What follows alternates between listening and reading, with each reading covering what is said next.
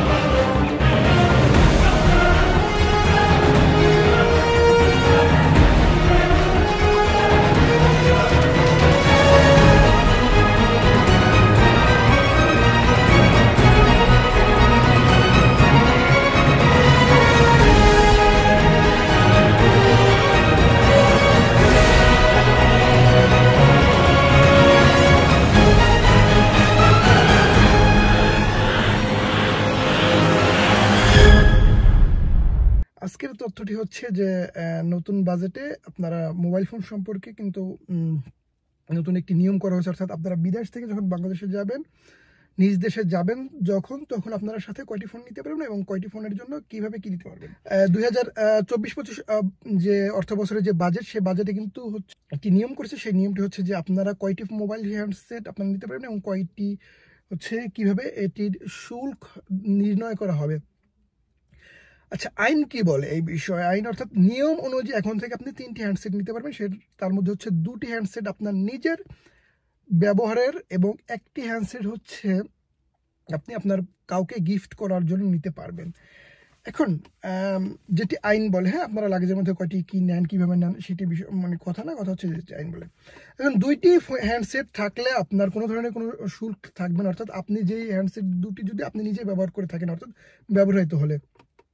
এছাড়া যদি আপনি ডিক্লেয়ার ব্যতীতই কোনো হ্যান্ডসেট নিয়ে থাকেন এবং সেটা যদি হচ্ছে বিমানবন্দরে নামার পরে কাস্টমস ধরতে পারে, অর্থাৎ আপনার কাছে 2টি হ্যান্ডসেট আছে এবং আপনার নিজের ব্যক্তিগত এবং এক্সট্রা একটি হ্যান্ডসেট আছে, এর বাইরে যদি আপনি ডিক্লেয়ার না করে যদি হ্যান্ডসেট নিয়ে থাকেন এবং সেটি যদি ডিক্লেয়ার না করেন, আপনার সেই হ্যান্ডসেটটি অর্থাৎ মোবাইল ফোনটি কাস্টমস রেখে দিতে পারবে। সেই আইন তাদের আছে। এখন বলি যে নতুন যে সিস্টেমে যেই শুল্ক ধরা হয়েছে, অর্থাৎ আপনি 2টির বেশি একটি যে মোবাইল ফোন নিতে পারবেন, সেই একটি মোবাইল ফোন নেয়ার জন্য আপনাকে কত টাকা শুল্ক দেওয়া হবে এবং এটি কবে থেকে ধরা হবে, এটি কিন্তু 6 জুন যে ইয়ারটা হয়েছে, বাংলাদেশের সংসদ পাশ হয়েছে, সেই সংসদ অধিবেশনের দিন থেকে কিন্তু এটিকে ধার্য করা হয়েছে। অর্থাৎ ওই দিন থেকে হবে। এখন বলি যে আপনার যে অতিরিক্ত একটি হ্যান্ডসেট থাকবে, সেই একটি হ্যান্ডসেটের জন্য আপনার কিরকম শুল্ক দিতে হবে। অর্থাৎ আপনার হাতের যে মোবাইল ফোন সেটি হচ্ছে বাংলাদেশের দাম অনুযায়ী যদি 30,000 টাকা পর্যন্ত হয়, অর্থাৎ 1,000 থেকে 30,000 টাকা পর্যন্ত হয়ে থাকে, সেই ক্ষেত্রে আপনাকে 5,000 টাকা বাংলাদেশের শুল্ক দিতে হবে। এবং সেই হ্যান্ডসেটটি যদি 30,000 টাকার বেশি এবং 60,000 টাকার কম হয় দাম, 30,000 টাকার বেশি এবং 60,000 টাকার কম হয়, সেই ক্ষেত্রে 10,000 টাকা শুল্ক দিতে হবে। যদি আমি আবার আপনাকে বুঝিয়ে দিই, যদি আপনার হাতের থাকা আপনার 2টি মোবাইল ফোন ব্যতীত যে তৃতীয় যে মোবাইল ফোনটি থাকবে, সেটির দাম যদি আপনার হচ্ছে 30,000 টাকা পর্যন্ত দাম হয় ওইটির, তাহলে আপনাকে 5,000 টাকা বাংলাদেশের বিমানবন্দরে কাস্টমসের শুল্ক প্রদান করতে হবে। এবং এই হচ্ছে প্রথম গেল। যদি আপনার ওই ফোনটি 30,000 টাকার বেশি হয়, অর্থাৎ 30,000 টাকার বেশি কিন্তু 60,000 টাকার কম, 40,000 টাকা, 50,000 টাকা, 55,000 টাকা, 60,000 টাকা, এর মধ্যে যে কোনো একটা প্রাইস হলেই হবে। 60,000 টাকার কম হলে আপনাকে দিতে হবে 10,000 টাকা। এরপর হচ্ছে যদি 60,000 টাকার বেশি হয় ওই মোবাইল ফোনটির দাম, তাহলে আপনাকে দিতে হবে 25,000 টাকা। 60,000 টাকার পরে হচ্ছে গিয়ে যে কোনো ধরনের প্রাইজের আপনার ফোন থাক, সেক্ষেত্রে আপনাকে দিতে হবে হচ্ছে 25,000 টাকা। এখন এটি হচ্ছে গেল একটি হ্যান্ডসেটের বিষয়। এখন আপনি কি একটির বেশি হ্যান্ডসেট, অর্থাৎ একটি বলতে আমি কিন্তু আপনার যে 2টি আপনার হাতে আছে সেই 2টিকে বাদ দিয়েই বলতেছি, আপনার 2টি কিন্তু আপনি আনতে পারবেন ব্যবহার করা যে মোবাইল ফোন সেটি।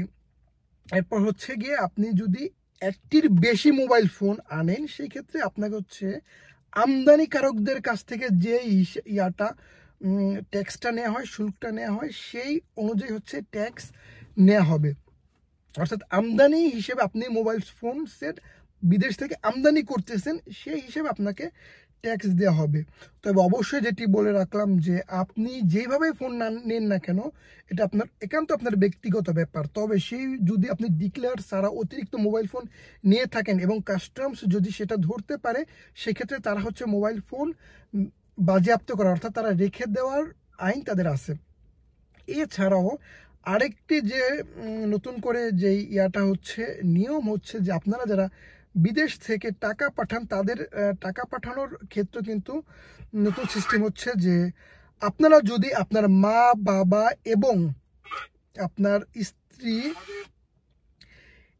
এবং ছেলে মেয়ে এই ব্যতীত যদি আপনারা বাংলাদেশে রেমিটেন্স পাঠিয়ে থাকেন, সেই ক্ষেত্রে কিন্তু 30% রেমিটেন্স টাকা পৌঁছানোর পরে সেখান থেকে 30% কিন্তু ট্যাক্স হিসেবে কেটে নেওয়া হবে। আমি আবারও বলে দিচ্ছি, আপনি যদি বাংলাদেশে বিদেশ থেকে রেমিটেন্স পাঠান এবং সেই রেমিটেন্সটা যদি আপনার বাবা মা, আপনার সন্তান, আপনার স্ত্রী, বা আপনি যদি হচ্ছে কোনো পুরুষ যদি বাংলাদেশ বিদেশ থেকে টাকা পাঠায়, সে তার স্ত্রী হবে, এবং যদি কোনো মহিলা যদি বিদেশ থেকে টাকা পাঠায় এবং তার স্বামী, যদি এরকম হয়, এর বাইরে যদি কারো নামে টাকা পাঠিয়ে থাকেন, যেমন আপনার ভাই বা বোন বা আপনার শ্যালক বা আপনার শালিকা বা আপনার শ্বশুর শাশুড়ি, এদের নামে যদি আপনি টাকা পাঠিয়ে থাকেন, সেক্ষেত্রে কিন্তু আপনার যে মোট যে অ্যামাউন্টে আপনি পাঠাবেন, সেই অ্যামাউন্টের হচ্ছে 30% আপনাকে ট্যাক্স বাংলাদেশে দিতে হবে এবং তারা রেখে দিবে।